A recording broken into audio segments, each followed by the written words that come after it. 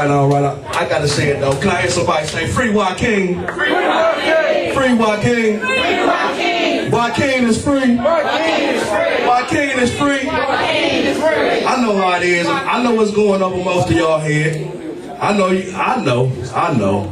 know. Hopefully we get it together one day.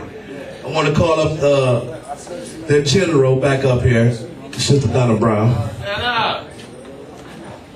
I said the general out here, Sister Donna Brown. And let me let y'all know, I work with a lot of groups, but I gotta put it on blast.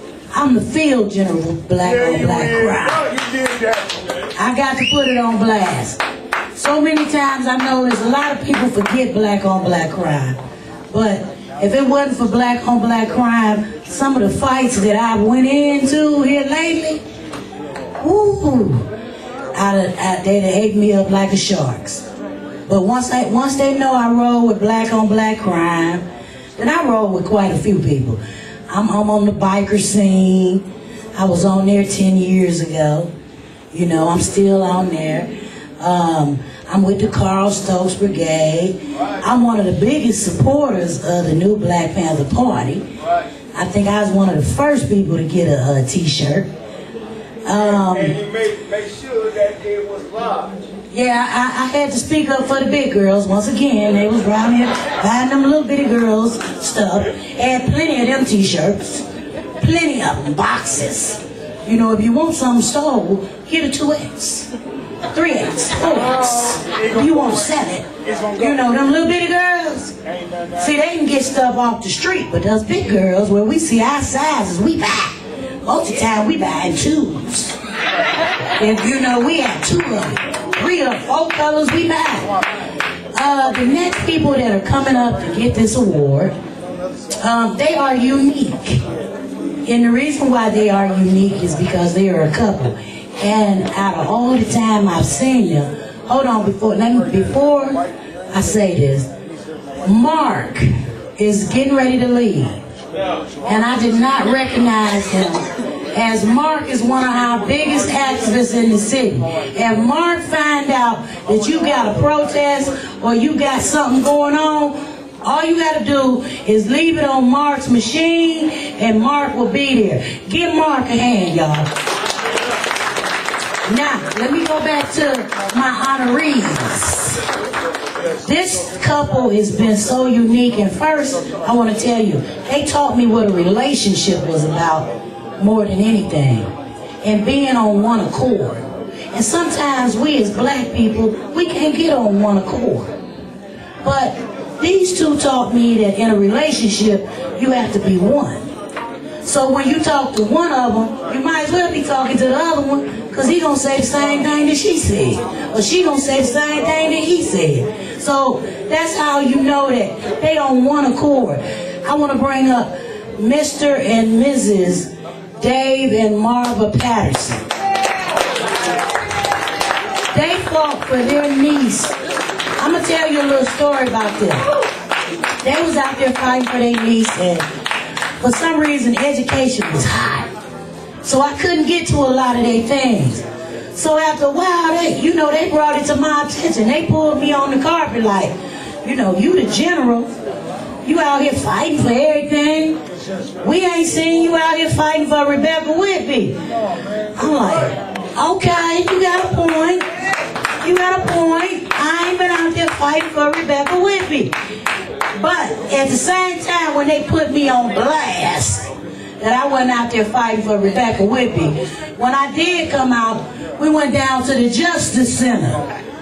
And we had the Rebecca Whitby and the Joaquin hit slide. We actually line danced with the assistance of Miss Judy Martin's stereo system. We line danced so long that the sheriffs came out there and told us, y'all need a permit. So I have to respect them for saying, you know what, you done been on everybody else's cause.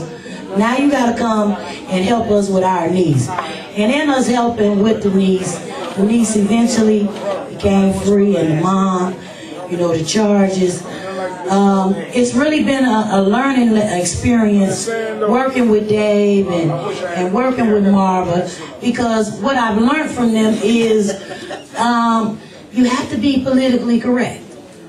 That's what I learned from Dave and Marva. If you're not politically correct and you haven't went and done your research, you haven't done your homework, then you know what you're going to look like up at the podium? A dummy. So you have to, and you know, a lot of times we as black people, and I can talk about y'all because I'm one of y'all. So don't get offended. You just saying though. Okay? You just saying though. Now, the reason why I can really, and I ain't blonde no more, so I ain't dumb and blonde, but I was never dumb and blonde. So the reason why they're so special though, they believed in their niece. They knew the law. And the one thing that you will always hear Marva talk about is canon law. That's something that she's always talking about, canon law, canon law. I'm like, Dad, what is canon law?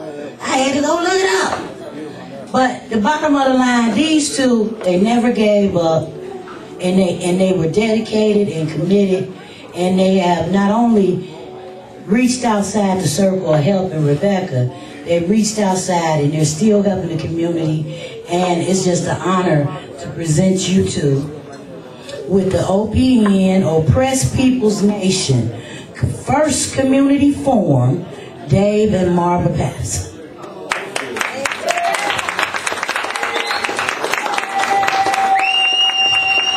Thank you guys so much. First of all, I'd like to say a big thanks to Ernest Smith and his crew. Oppressed People's Nation, you guys got to stand with these guys, because they're doing things that are not being done in this city by anybody else. You got to stand with them and give them as much support as possible. I think I've talked to a lot of people about the police brutality issues that are going on in our city. They're going on in East Cleveland and Cleveland, all around the nation. And a lot of people are getting on board with this now, because not only is there police brutality, but you have stuff like the Trayvon Martin issue.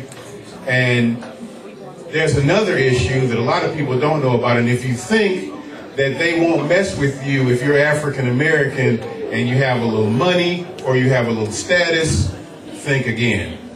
There is a case in Chicago that very few people know about. It's a gentleman by the name of Howard Morgan. Howard Morgan used to be a Chicago cop. He was working for the railroad system, and he was pulled over by 4 Chicago police officers, all 4 Caucasians. They shot him 28 times. 21 times in the back. And this man lived. Hold on, this story, it gets even worse than that.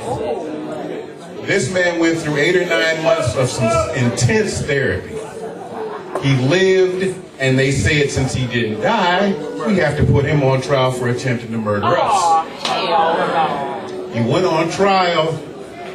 They threw out the first one. They said he didn't discharge his firearm. We can't make a decision on the attempted murder. So then they took him back to trial again. They suppressed the evidence on him not firing the weapon. The jury couldn't hear that, so they didn't know he was found innocent of that. He was found guilty and given 40 years. He is in prison right now. These are the kind of things that are going on in our injustice system. It's not just Trayvon Martin. There's a lot of stuff going on out here, and we're being treated like dogs, and we're sitting down and we're taking it. And this has got to stop. 10 or 15 people standing up at rallies and things like that, that's not going to get it done. When they see 3,000 of us standing out there, things will start to change. So again, I want to say thanks to Ernest. Thanks to all of you. We're going to continue to fight, because that's what we do. That's never going to change. Thank God, Joaquin. We love you, brother. We were out there fighting for you guys too, and we know this is a round table effort.